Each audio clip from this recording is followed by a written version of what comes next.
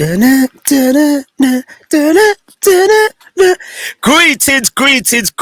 people. It's yours and truly, Laser LFC, alongside my partner in crime, Mr. F to the O to the Z to the I, Fuzzy. And we are here for Let's Talk Liverpool.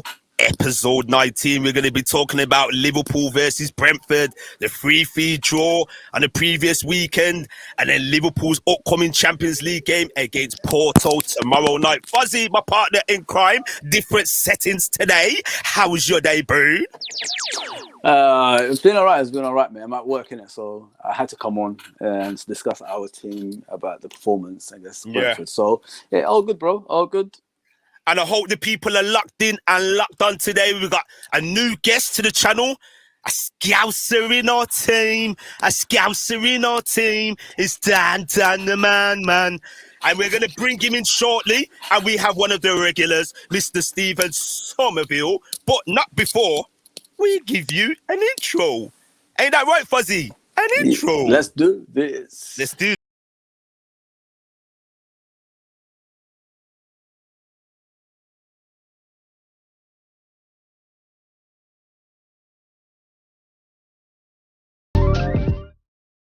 So yes, people, it's yours and truly, Mr. Laser, alongside my partner in crime, F to the O to the Z to the I, Fuzzy. It's been a long day and the weather has been kind of murky. If you look at me, I'm kind of under the weather. But people, we have to bring the content to you. We have to, and I can see an early commenter.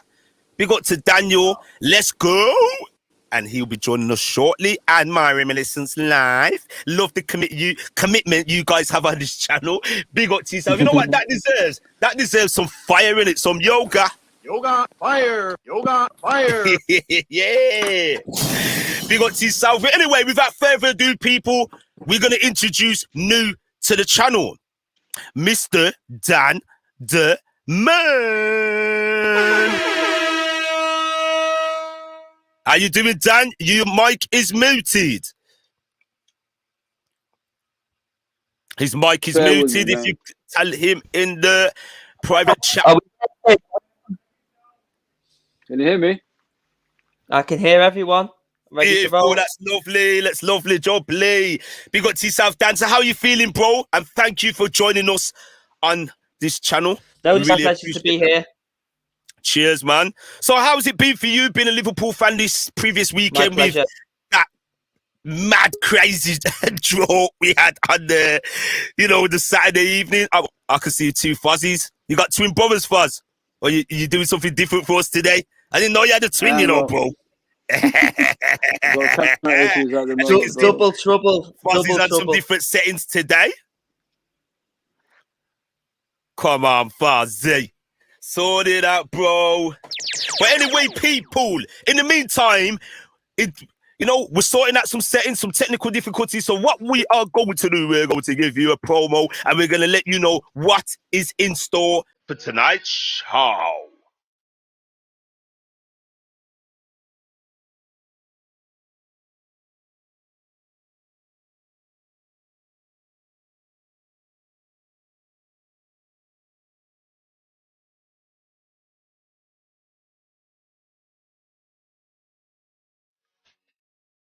So yes, people, thanks for joining us this evening for the Liverpool show, LFC show. I'm getting a bit tongue-tied, What's wrong with me today?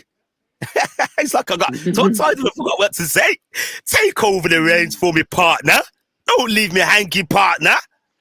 Okay. Welcome to LFC Red Forever channel, people. We've got Laser. We've got Dan the Man. We're going to be discussing Liverpool and Brentford game, and we're going to discuss the upcoming game versus Porto as well. There's lots to discuss, in my opinion, because I was not happy with that 3-3 draw. You know what I mean? Because if you're challenging for a title, you don't draw 3-3 away with the likes of Brentford. I'm sorry, guys. I've got to be honest. I think the manager has missed a step there in the last game. I don't know what you think, Dan. Do you agree with me, or are you happy with the draw? Dan? Is he there? There's a bit of technical hitch-ups. I can hear you quite clearly. Yeah, okay, I think he's suffering with some delay. If you just want to message him in the chat. And by the way, Fuzzy, your mic volume is a bit low today. We do apologize for these technical hiccups today, people that are joining us. We're going to get to another commenter. Big up to Mr. Abdul ALFC. Big up to you as well, bro. Appreciate that. So anyway, people, why Dan, the man sorts out his technical mic hiccups. Can you hear us, Dan? I can hear you guys. Can you hear me? Yeah, it seems like there's a long delay where you are. Right, we'll see what we can do. We'll see what we can do, guys. We'll bring it back in, bro. We're going to bring him back in shortly. We do apologize for the technical hiccups, guys. You know, it's just one of those things when you go in live. So anyway, we're going to get right into it. We ain't going to be on no long thing tonight, people. Yeah. So, Fuzzy, we're going to talk about the main one, right? That crazy game on the weekend. And I had time to think about this, you know, partner, right? Yeah. We got it out of our system. I'm hoping Liverpool have got that out of their system, because imagine that was the second to last game, shades of crystal ball. Imagine that was a game that cost us the title, and that was a game that was at the end of the season. You know what I'm saying, partner? Yeah. So it's good we can get this out of the season. So what was your thoughts? Because I covered the live match along. Yeah. You had other commitments. And I was thinking to myself, Fuzzy must be, you know, he must be having kittens. When you seen Brentford take the lead, what was going through your mind, Fuzzy? It was just the marking. Like, it's unlike us. You know, like, we've got this kind of way of playing Liverpool Football Club, and that is a formation-wise. It's nothing to do with the individual kind of play. But in this game, for some reason, we was just all over the place. If you look at the first goal, we gave an unnecessary free kick about, 40 yards out from a goal from Fabinho. And then Curtis Jones supposed to have his was it Canos? Was it Canos, the player? I think Cano or something like that. Yeah. On the right wing, and he just let him go. He just let him go. He crossed the ball in across the box. We had like numerous attempts to get rid of it, and then Fabinho, for some reason or another, went with his wrong foot, and the defender slided in and scored the goal. It was just a mess all over the place. It's unlike us, because our strongest point sometimes is the defense, and absolute mess it was. Yeah, it was, and it was a bit weird to see the boys getting dominated and bullied like that by a newly promoted team. Yeah. You know, there was moments when I saw Matip and Virgil van Dijk, you know, being out-muscled, out-fought. You know, Brentford were winning most of their aerial duels. I was covering the game live, and I had the live stats on. And I'm going to get them up for you guys now. And we're going to get into it. And we're going to discuss this, because I think this really needs discussing. So, as you can see, I've already added it to the stream. Yeah. So, we know the scoreline, people. So, now we're going to get to the match statistics. As expected, Liverpool dominated the possession. Now, you can see Brentford have had 12 shots. Now, that's unprecedented. We know they're the home team. What do you make of that, Fuzzy? Because looking at that, taking away the possession statistics, that looks like a pretty even game. You wouldn't think a promoted team is taking it to a team that won the Premier League title and the champions of Europe not so long ago. What's your thoughts on that, Fuzzy? Mate, the game was like end to end, and I said that in the previous stream. Like, I'm worried in case it's tit for tat. I always say that, tit for tat. That's what worries me in these games, and it was like that. It was like we was getting outpowered in midfield, we was getting outpowered in defense. Even their defenders were doing better in our attackers as well. Yes. So, I don't know what to say about it. I think like when teams get promoted, it takes a while for Liverpool to like know how to play against them. We did that against Sheffield United, and we did Burnley when they came. Numerous teams, Middlesbrough as well. For some reason, the manager doesn't prepare the team for these kind of games. I honestly think like with Klopp, he only plays one way, and he wants to go through it with it that way. But you got to respect your opponents, mate. You got to respect your opponents, and we didn't show no respect. We thought like, oh, they're newly promoted. We could beat like the likes of AC Milan and all these teams. This team will be just a walkover, but it wasn't, mate. Look at this one here. Look at this one here. Look at this one there. The aerial duels. Check that out. 52.1. At one period in the game, Brentford had 60-something%, and Liverpool was in the 30s, and that was the majority of the first half and the beginning of the second half. And for me, I don't know what happened to the boys. From what I saw, the game was tit for tat. We were playing the Brentford way. You know, we should have played our own game. And for me, we lost control and composure. There was no discipline. Exactly.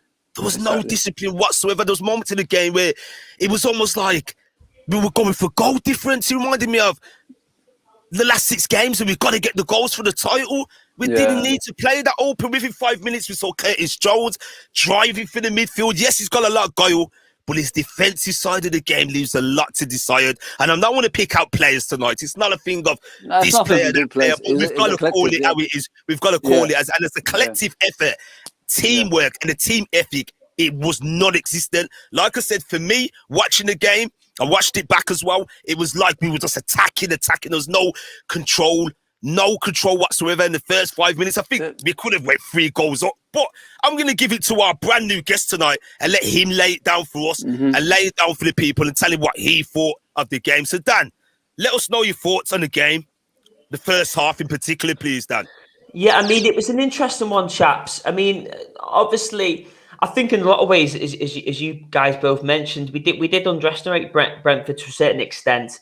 And I've got to give them a lot of credit as a team, particularly the manager, Thomas Frank, and the way he's had them well drilled since they come into the Premier League. I think they've been a breath of fresh air, sort of like what we saw with Leeds last year. And credit to them for that. But I don't want to sound daft when I say this, but it was like watching a game of FIFA football. I mean, it was one end to the other, and there seemed to be no real game plan.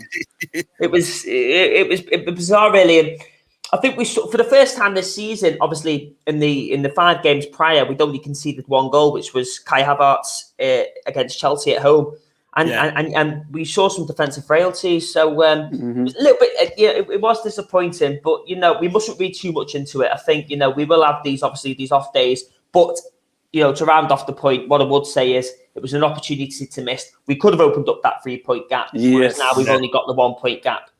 Yeah. Lovely stuff, Dad. So, what's that, Dan? What do you think this would do to the boys now? Do you think this would give them a kick up the backside, or is there still going to be an air of complacency? How do you see? Because a lot of people are saying it's good that this has come at this time now, so they can readjust, reassess, and not take these small teams for granted. Because when I look at that, and I see the way we played against Brentford, for example, I don't see Manchester City being bullied by Brentford. I see a Manchester City pinning Brentford back. Yes, we know Brentford probably compose a threat aerially, whether that be by set pieces, but all game long, I saw us being bullied by Brentford, and that was shades of Klopp's early days. And I said it from the off, from the moment that whistle went, the first 5-10 minutes, it was like, what are Liverpool doing? It was just fast, exactly how you said, Dan. A game of FIFA. It was like a tennis match. You have a turn, we have a turn. You have a turn, we have a turn. We needed a leader to step in and say, guys, slow it down a bit, man. We're better than these. There's no rush. We'll get the goal because we were always going to score. And I said we'll score 3 goals, but I didn't bloody know we were going to concede 3 goals. Do you know what I mean? So, Dan, how do you see it now? Yes, we got another kettle of fish tomorrow night in the Champions League against FC Porto. We've got a lot of history against that team, but we all know the big, massive one is this Sunday against Manchester City. How do you see the boys shaping up for tomorrow? What do you think Klopp would have said to the boys and team changes? We're going to get into it in more depth because we're going to talk about the Porto game. But just comparing the game on the weekend to, 48 hours later, how do you see it, Dan? Yeah, I mean, as I say, I wouldn't read too much into it. I think with Jurgen Klopp teams, he's not the type of manager that will allow for complacency. And I think in fairness, we've seen a very strong mentality over the last 2-3 seasons from this Liverpool team. So I doubt it will be a significant thing going forward. But obviously, it is a little bit different because we've got that Champions League game wedged in between the massive clash with City at the weekend. But obviously, again, I think hopefully, I know I'm cheating a little bit here because you were referring specifically to the City game. But I think if we do get a positive result away at Porto, that will then give us confidence when we then... what more confidence do you need in playing a team of that calibre at home in front of the fans again, back in full capacity, which we've already seen we've benefited from. So it's a massive opportunity again early on in the season to lay down a marker. We obviously got the 1-1 against Chelsea. We weren't able to beat them, but then Chelsea had momentum going into the City game. They then lost to City. So swings and roundabouts, guys, and we're going to see. It's going to be very interesting to see what unfolds at Anfield on Sunday. Well, Dan, well said. Really like those opinions and thoughts. Excuse me. Like how Liverpool conceded those 3 goals. Doesn't it worry you that we've done it against Milan? Because if you look now there's a bit of defensive slackness creeping into our game. I thought we were going to be a tight team this season. So we've now conceded 4 goals in the Premier League, 3 of those in the game against Brentford. Doesn't that concern you a little bit? The way we've done it against Brentford and in the AC Milan game. Yes, we have the character and the mental fortitude to bounce back, but is there a little bit of concerns and worry from you? You know, it's funny you should mention it. It kind of it has almost shades of 2013-14 under Brendan Rodgers when we were defensively obviously massively flawed, and we basically relied on scoring a minimum of 3, 4, 5 goals a game to come out with a win. And obviously that cost us dearly in the end. And as you mentioned, the famous Crystal Ball game. But I mean, it concerns me a little bit, Laser, but at the same time, guys, you know, let's take the positives. We have had 4 clean sheets out of a possible 6 in the Premier League. So off those stats, yes, I know some of those teams aren't maybe quite as good as AC Milan or this and that. But again, it's Premier League football. It's tough week in, week out. So I think there's some concern there. But again, I think for now, I'm fairly confident with the boys. I think we just need to shake it off, get back to our old game. And I'm sure we'll persevere and be fine going forward. Love your optimism, Dan. He deserves a horn for that. Yes, Dan. Love the optimism, mate. I really love it. So before we get to the next topic, we're just going to get out the live Premier League table and see how it stands. So as you can see, Liverpool are top by 1 point. The goal difference remains the same, but Liverpool are top scorers now in the Premier League. So it's pretty tight there. And if Brighton somehow can make a comeback with 30 minutes remaining, they'll go top of the table. Would you believe it? This is the top 6 as it stands, people. So it is tight. And I really believe no one's going to run away with it this season. Liverpool have the capacity to hit the late 80s to 90 points. I believe that because I keep telling myself, we've only drawn 2 games. We go back to the 97-point season, we drew 7 games and 1 defeat. So as long as we win every 5 to 6 games and maybe have a little draw here and there, we should be good to go. The panic stations are not there yet, you know, but I think the main concern for a lot of people is the injuries. So we're going to remove that and we're going to talk about this one in the same game. Did Klopp make a mistake with the personnel and substitutions? Partner in crime, take it away. Yes and yes. With the personnel, I said it. This game was like for people like Milner. You know what I mean? The players that will give you that, the energy and hard tackles in the middle. Because, these kind of teams like Brentford, they're going to go for everything. They're going to do long balls, they're going to short balls, they're going to batter you in the floor, they're going to batter you in the air. We was losing a lot of second balls in that game as well, if you guys can look back at the game. I believe, like, Klopp, for some reason this season, he's just doing a lot of rotations. But if you look at the championship season we won, there wasn't that many rotations. We've got like a few players here and there, but are they good enough to get into the first team? That's the question you need to ask yourself. If everybody's fit, use your power. Like you always say, Laser, in a position of power, that's what you got to use. The first 10 games, win 6 or 7, and then you could bring in these rotations, all that stuff afterwards when the players tire and all that.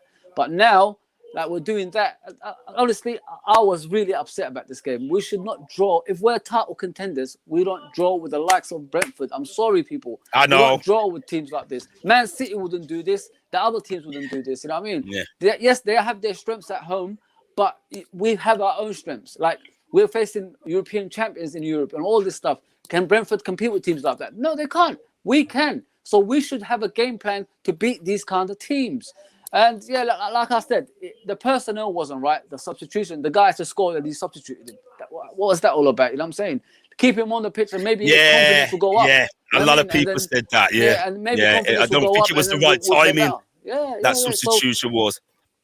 So I think like this game, he should have planned it better because it was a battling game. Dan the man said, it's back and forth. So if you had Milner in the middle, that wouldn't happen, would it? If you think about it. For me, it was a game where we just take the points and we get the hell out of there. That's what that game screamed for me from the get-go. It wasn't a game of you have a turn, we have a turn, and let's attack. You know what I mean? Because Brentford, a championship team that's just coming to the Premier League, the new fish, the freshmen in terms of the Premier League, top-flight football. But for me, Liverpool played it in a way where Brentford was an established team. and underestimated him, if that makes sense. Yeah, but a lot of people are blaming the attackers as well. I said the attackers scored 3 goals. The back line couldn't defend, so you can't really blame the attackers for conceding 3 goals. They've done their job. Yes, they missed chances, but they scored 3 goals. Yeah. And their goalkeeper had a welding, to be fair. But what we're going to do, we get some more comments up. Well said there, Fuzzy. I like what you're saying there. We're going to get some comments as well, because we don't want to leave them in the lurch. So, Mr. Andrew Stevens, big up to yourself. Appreciate you for coming through. So, he says, AC Milan 2. Don't forget, we were shocked when they scored. We haven't played them for years, but acting like we got this in the bag already. I agree with that comment. Get a couple more up. We got to Abdul. Amazing clearance by Matip, though we would have lost if it wasn't for him, in my opinion. You got a fair point with that one. I remember that goal line clearance. To be fair, the shot they took was a bit tame, and it should have been bread and butter for any defender to clean that. Big up to Maria, one of the co-hosts of this platform. She's currently at the Crystal Palace and Brighton game. Hey guys, at the match, making sure Palace keep us up. Will you believe it? We're looking for Palace to do us a favour when they bloody ruined our title challenge all them years ago.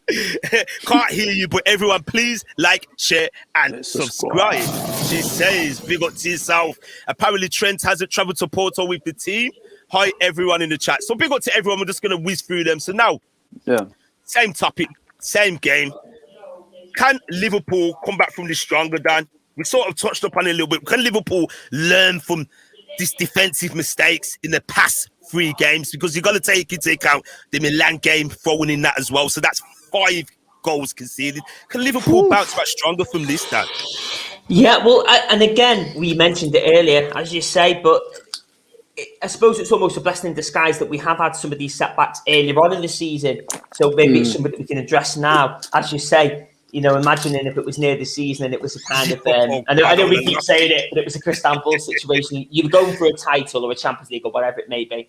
So the more I think about it, the more there is a little bit of concern, but at the same time, and you can call me the eternal optimist, as you said before, Laser, but I think we will iron it out. I think we've got enough about us as a team, enough experience, especially in other areas of the pitch, that I don't want to say this because I know it's not what our fans want to hear, but I think we'll get away with it overall. But at the same time, we don't want to get away with it because we'd rather be stable and secure in the first place. I love this guy's optimism, It brings a different dimension to the channel. Guys, I'm still saying it. 4 clean sheets out of 6 in the Premier League, so you're not a terrible defence if you've done that. Yeah. Well said. For me, we can come back from this stronger. The only thing what's lacking, and it still scares me, and it worries a lot of our fan base, and see it all over Instagram, Twitter today, is the injury crisis. The injuries, they're starting to creep back into the team. They're not as bad as last season. We've got Thiago that's going to be out. We know Navigator's issues, and for me, Matip is a digestive biscuit dunk away from snapping in half in a cup of tea, away from a long-term injury. Do you know what I mean?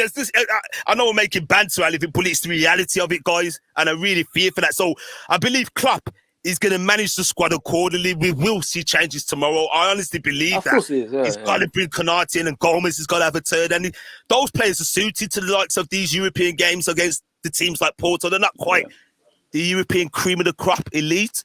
Do you know what I'm saying? And then we got Man City on the weekend. We're going to have to manage it because we can't keep playing X, Y, Z players.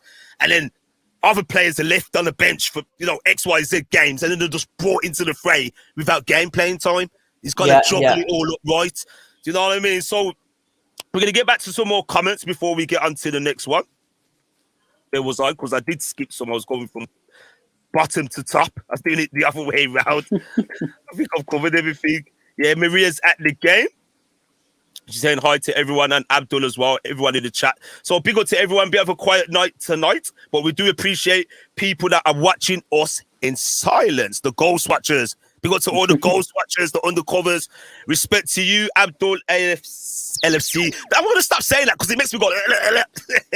Abdul LFC. Yeah, I can't say that. LFC. The mad one is the day I've had today. But anyway, people, this is Let's Talk LFC episode 19. So we're going to skip a few and we're going to touch this one because 5th year running, right?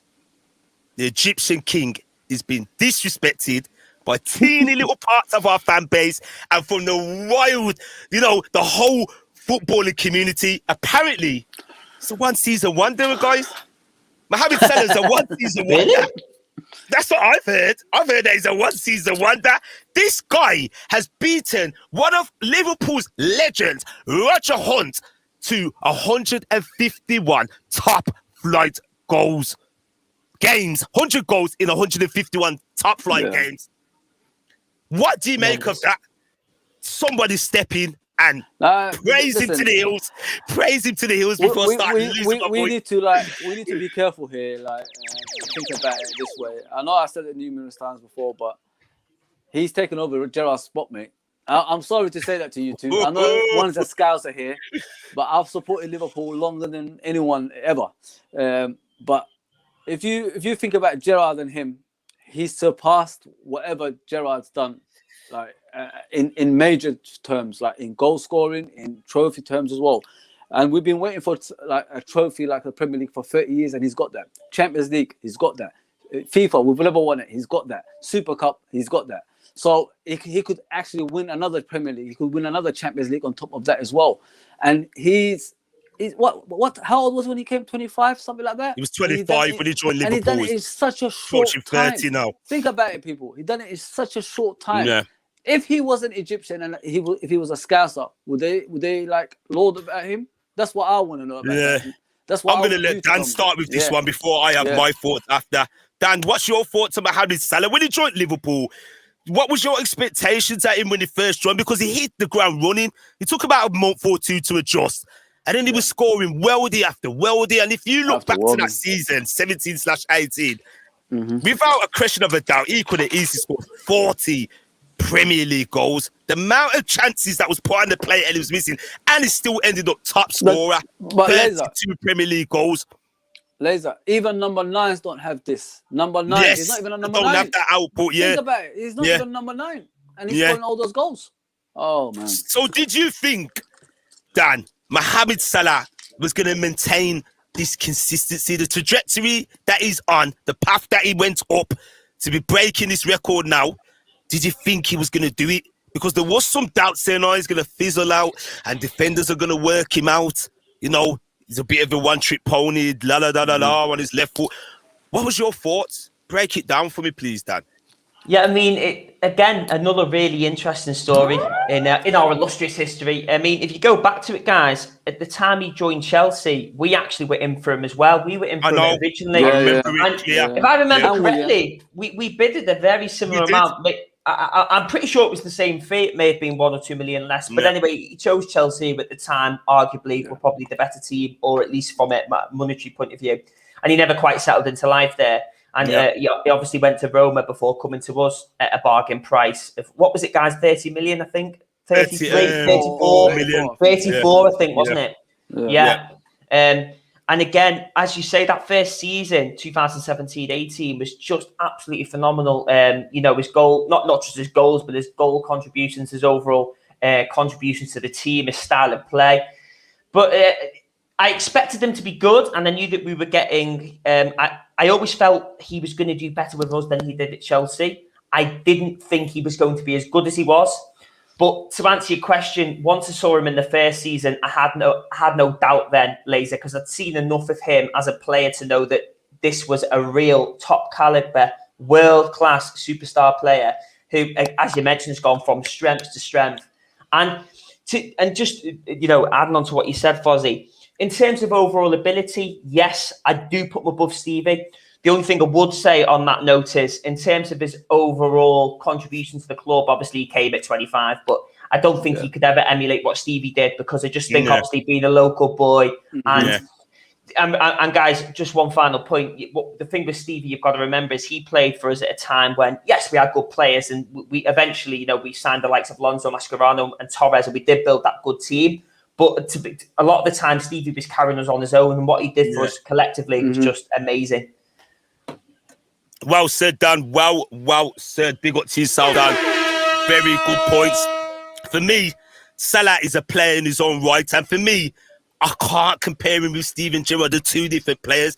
As you alluded to, Dan, Steven Gerrard played for Liverpool in every segment. So there was a period where we were poor under Hodgson. He carried us. He was in a great team that arguably should have won the Premier League title 08, 09. Rafa Benitez, 86 Torres, points. Mascherano. Yes, 86 points. Only lost 2 games. Yes, you know your stuff. Big up to yourself again. Know your stuff. 12 draws, what killed us that year. And in the Brendan Rodgers era, adapted his game, quarterback role. So for me, we can't compare him to Mo Salah. He's got the history. Local boy, Scouser, came into Liverpool, 1998? I remember his debut, wore the 28 shirt, it was baggy. Thinking, who's this kid? Yes, that's, his stuff, that. But yeah, going back on Salah, we're not going to make this the Gerrard show. We will do that another time. Salah doesn't get the plaudits he deserves. And sometimes I sit back and think, is it because of where he comes from? Yep. And I don't want to be controversial because I look at certain other players and I think maybe they were Spanish or French or something like that, or Brazilian. Maybe they will get a little bit more plaudits and a bit more, praise.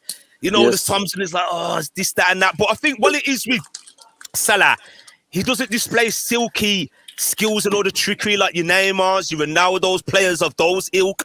He just gets the job done. He's on that wing. He's like a hybrid. I don't even know if we could call him a winger anymore because it's like some... How would you describe it? Inside He's an inside forward. He's some hybrid, That ball goes over the top. Defenders are shitting their pants. They're creaming their pants thinking, oh no, are we going to be able to deal with this? And his killer instinct is there. For me, one thing about Salah I've noticed, when he has a little bit too much time on the ball and he has a bit too much time to think what he's going to do, that's when he lost his lines. If he could have sorted that out, I don't know if that will ever come now at his age. Maybe he could learn it. He will be up there with just under the bracket of the Messis and Ronaldos. Because, for example, that chance that he missed to put it 4-2 up, let's be honest here, players in that next bracket up would have scored it. He should have buried it. And there's been numerous times before. Yes, there's been numerous times before when he's wasted chances in the first half as well. Yeah. He's sort of done a little outside of the foot flick, and I knew the defender was going to get it off the line. But we cannot take away the stats, the records he's breaking. We cannot take that away from him. And it's incredible. And I believe this season, he looks like a man that's possessed, hungrier more than ever, on a mission to, not only be the top scorer, because I know it's hurt him in the last few seasons, missing out to Kane. He's had to share it with Mane. We know the little competition they've had between each other. But he's on a mission to get that golden boot and bring back the Premier League title to Liverpool. I really, really believe he loves Liverpool, his heart. And it's a matter of time for me when he signs that contract. I don't see Mohamed Salah going anywhere else. There's no other club that will give him the love and adulation like our fan base. He won't get that elsewhere. Learn from Coutinho's leaving, mate. Learn from Coutinho's leaving, as they say. I mean, that guy thought, Fuzzy. go to Barcelona. I'm going to make it. Where is he now? Does anyone know where he is? I don't know where he is. He's lost. Guys, let's be realistic. Sorry to jump in, Fuzzy, but let's be realistic. It's okay. The Spanish league at the moment is not what it was. You look at the turbulence at Barcelona, what's going on there, the turbulent stuff, and then obviously, yes, Real Madrid are in a slightly better state, but again, only just. They're not what they were a few years ago, and they're in a sort of rebuild. I know Atletico obviously doing really well, but you wouldn't imagine he'd go there. So again, I think you've hit the nail on the head, guys. Liverpool and Anfield as the place for Mohamed Salah. He's 30 now. Yes, he could go for a big money move, but as you say, where's he going to? He's never going to get the love anywhere else that he's got now. I think, and as well from the point of wanting to get more goals and accolades and stuff, I think now is the right time for him to stay at top flight English football. He doesn't need to go anywhere. Yeah. You just hit the nail on the head, Dan. Love that, man. Love that, Dan. Thanks for coming on tonight. So we're going to get some more comments related to this topic. So Mr. Andrew Stevens can't complain about our one season wonder. Laughing out loud. It's been going strong for 5 years now. That is correct. Top 10 of all-time goal scorers for Liverpool with 131 goals already. Yeah, underrated. Definitely. There's no question about it. He is underrated. True to Dan the man, 100%. We got to you. And yes, Salah seems hungry this season. Can't be selfish though. Everyone says he's underrated, but if everyone rates him, why is he still underrated? You tell me, guys. So big up to everybody active, locked on, and locked in to this show tonight. We're not going to stay long. It's just a quick show. However, we will be back this Thursday night with more guests on the platform. And hopefully, Dan, you can join us again. Am I invited again? Yes, of course. Great. He's the invited partner. Partner in crime. He's part of us now, man. Of course he is. Yep, you heard. So, yep, we got you and on also, the free guys, chat. what I want to see is, I want to see more of our guests who comment. Get your faces on there, even if it's only just on a one-off basis. We need to see it, don't we, lads? We're always looking for people to come on and say their piece. Yes, you know what you're talking about, guys. So come on, voice it. Yes, Dan, love that, Dan. Big up to yourself. So, people, we're going to run through now. And before we go to the next topic, one of the final topics, we're just going to take a quick break.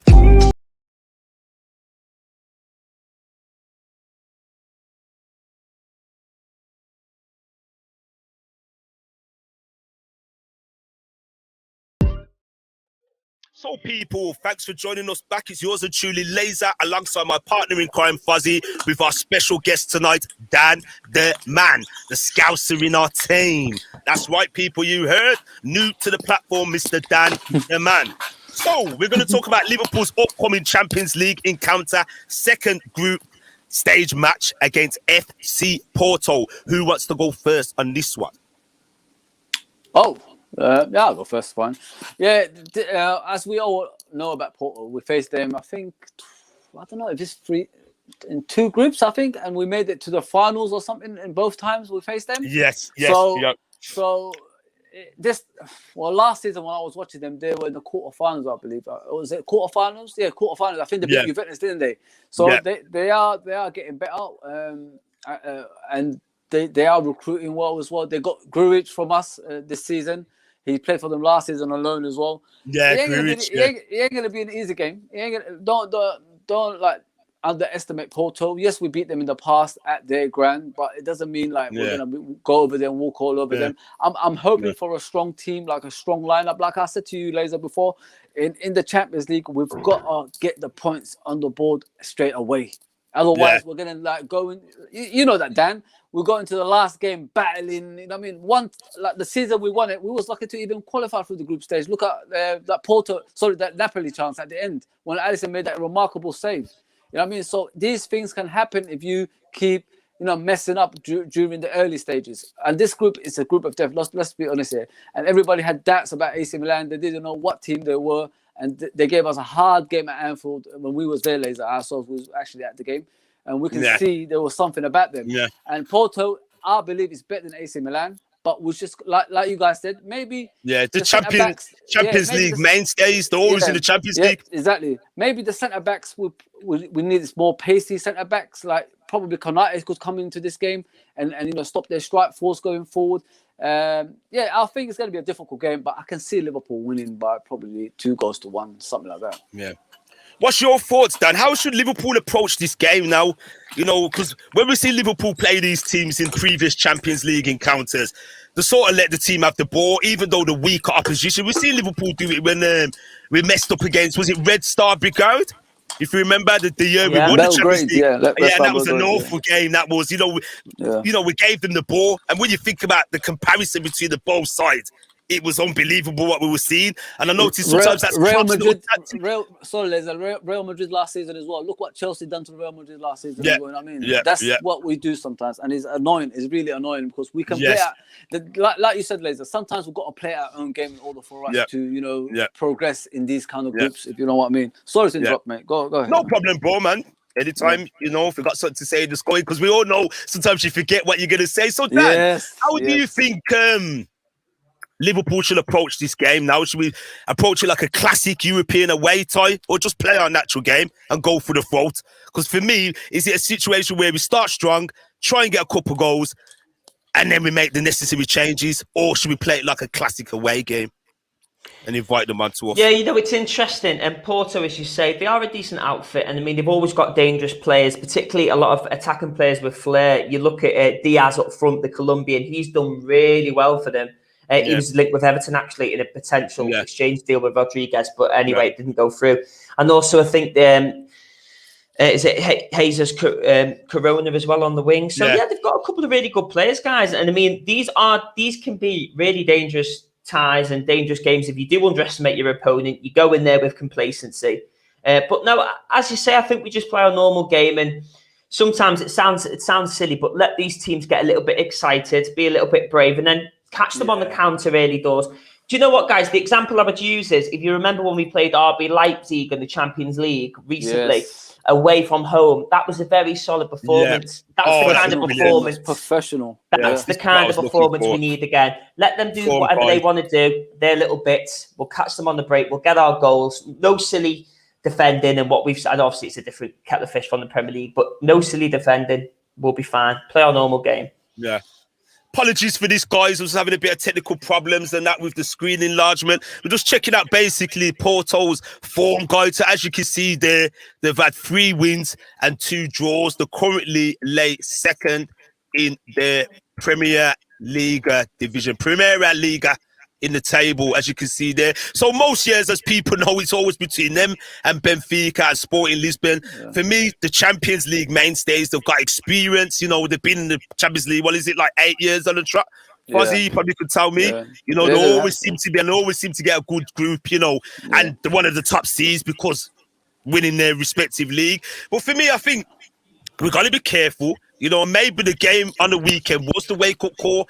Now, I do expect Klopp to make changes. He's going to make these changes. I think you probably will see Divock Origi coming, guys. It won't surprise me if the front three is broken up. Do you know what I'm saying? And I think, for me, I know some people might turn their nose up, but I think Milner needs to come in.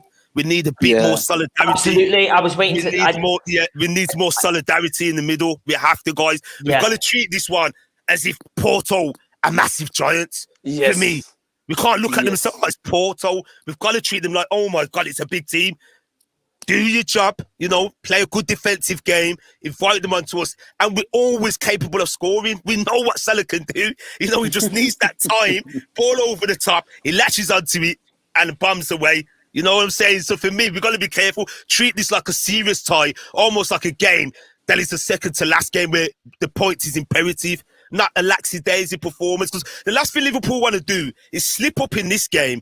Then we've got 2 more hard games. We know Atletico Madrid is the nemesis of Liverpool, and find ourselves in that position again, scrapping for the 3 points, just like when we won the Champions League. You know, we're not always going to get away with it, and we don't want to see a mad thing happen where Liverpool find themselves playing on a Thursday night. Do you know what I mean, guys? Oh, God. We've got to treat this game seriously. Just ask Max, innit? Anything you want to add to that, Dan, with Porto and that? Who do you see their danger men being for Liverpool? Who's Liverpool got to be very careful of? Because if I'm going to be honest, I haven't watched much of Porto this season. I'm going to be honest, I haven't done much of my homework on Porto. So for me, who's the danger man where you think, you know what, Liverpool are going to be very, very careful of in the game? I mean, obviously we touched on it again a minute ago, but I would definitely highlight Diaz and Corona as being the attacking threat. I mean, obviously you've got Mr. Dirty at the back, Pepe. Think, how is he still going as a footballer? I know. Eternal, isn't he? But no, they have got a few good players, and I'm cheating a little bit now because Diaz and Corona are remembered, and I'm actually having a little cheeky look to see if there's anyone that stands out. But and again, can't even say his name. Octavio in midfield. He's a pretty solid guy. But yeah, I mean, again, the problem they've got is like a lot of clubs similar to your Ajaxes and teams like that is they get these really good players and credit to them, and then they end up selling them, don't they, for big fee, and they're in a constant rebuilding process, a bit like Monaco a few years ago. So that's the challenge they've got. But yeah, lots of attacking players. And just to touch on it before I pass back over to you guys, Jimmy Milner, I totally agree. I can't believe I forgot to say it before because it popped into my mind when we were talking about the Brentford game. And, you know, we talked about the substitutions. Why not bring on Milner? Okay, I know he's got his... That's what I was saying.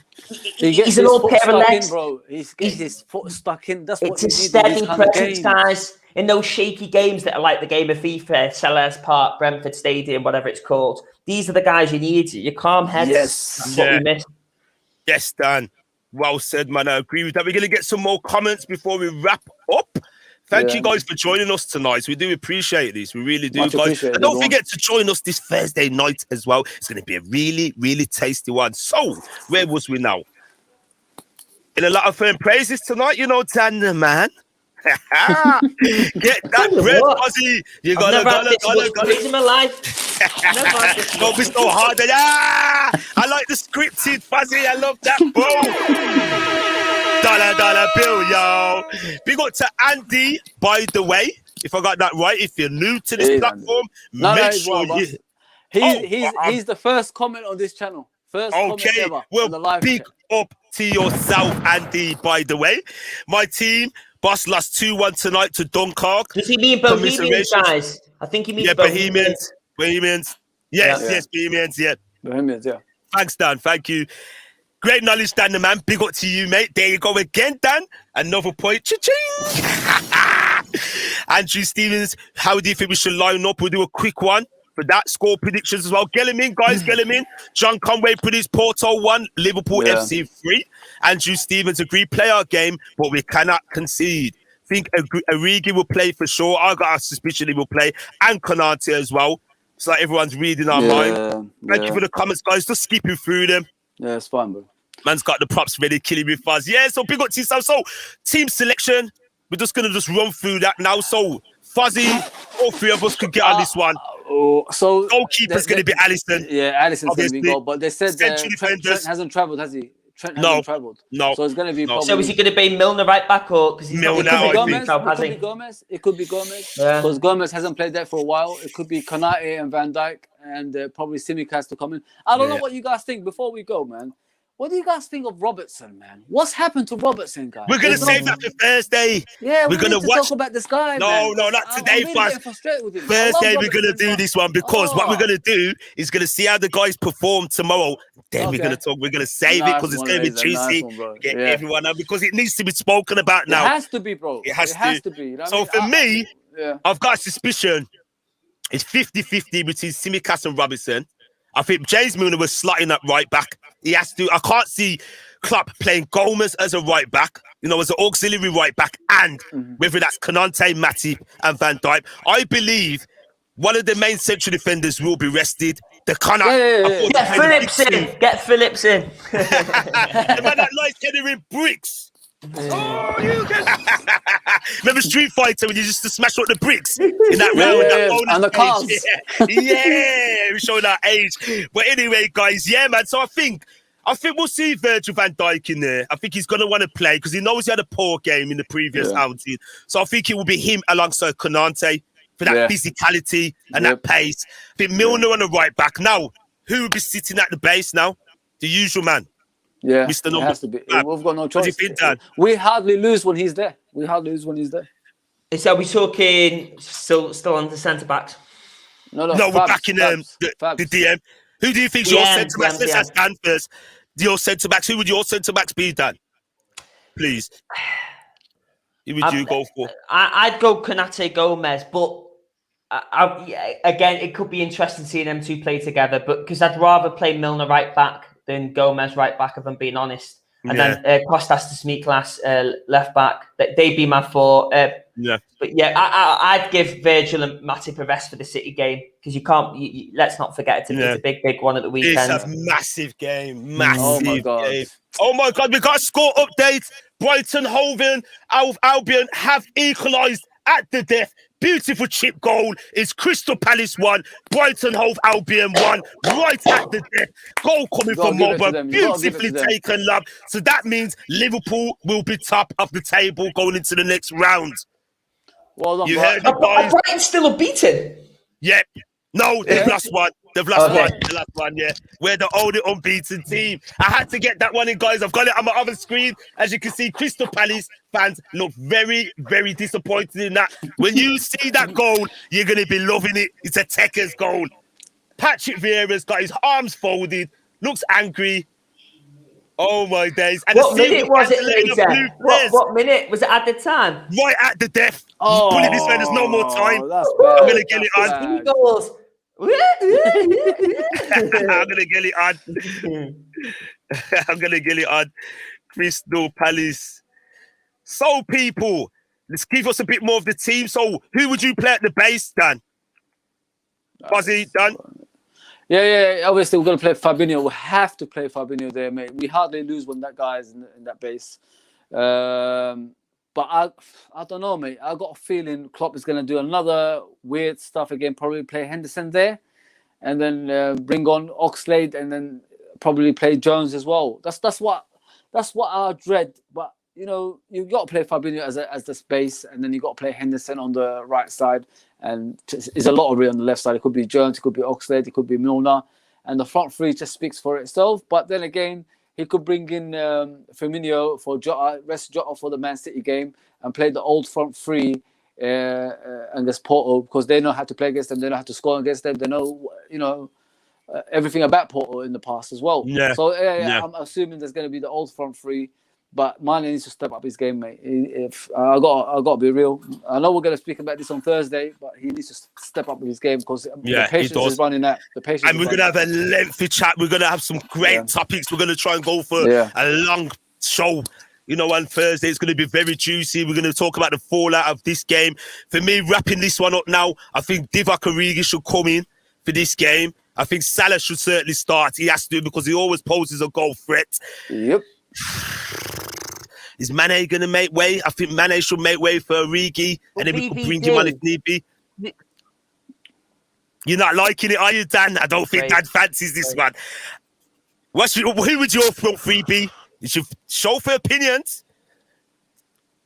Bring it on, Dan. Let us know. Are you with us, Dan? Are you I got a bit excited. No. It's really, man. But again, I think the guys on the getting about the City game there. Yeah, we'll bring Dan back in shortly, guys, before we wrap up. So basically, we're going to end it right here, Fuzzy. Yeah. What's your score prediction? We'll get a quick score prediction. I think it's going to be 2-1, man. We're going to concede in it. The defense needs to it's going to be changed up in it, so they're going to take time to, you know, understand each other in the game, and then I think they're going to score. They're going to score 2-1 to Liverpool, man. Yeah, I'm predicting 2-1 as well. I'd certainly think we'll concede. I think we'll win this game. I think we'll just have that little bit too much, and I think Salah will be on his game again. And I think he'll be seething that he didn't get a hat-trick at the weekend, and he will want to rectify that. And I think we'll get 2 wins out of 2 in this Champions League group stage matches. So what do you think, Dan? How do you predict the score for the game? Do you think we'll win, draw, lose?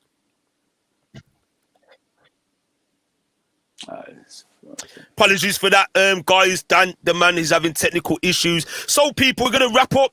Big up to yourself, Andrew Stevens. Big up to every single body in the chat. Sorry for the technical difficulties we experienced tonight, guys. You know, it's one of those ones. As you can see, my partner in crime is getting that dollar bill, y'all, that bread.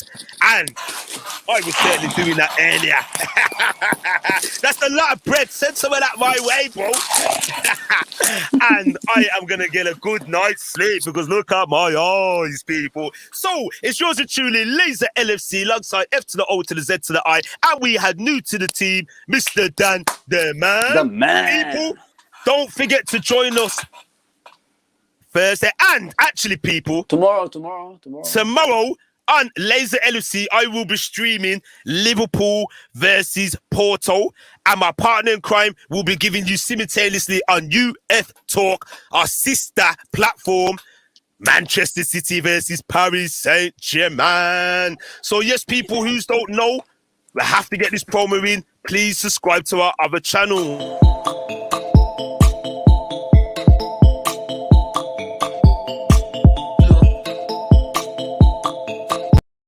I'm sure most of you have done that already, most of our loyal fan base and watchers. So big up to everybody. Have a good night's sleep. If you're ready to start work like some people, well, good luck to you. Sorry, partner.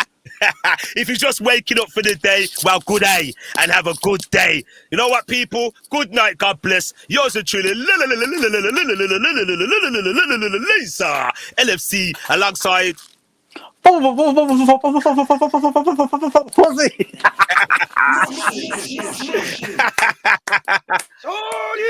up to yourself, my partner. Look forward to tomorrow's games. People, you know what to do. Check out the socials, Twitter, everything for more information and updates. Until the next time, peace. We're out of here.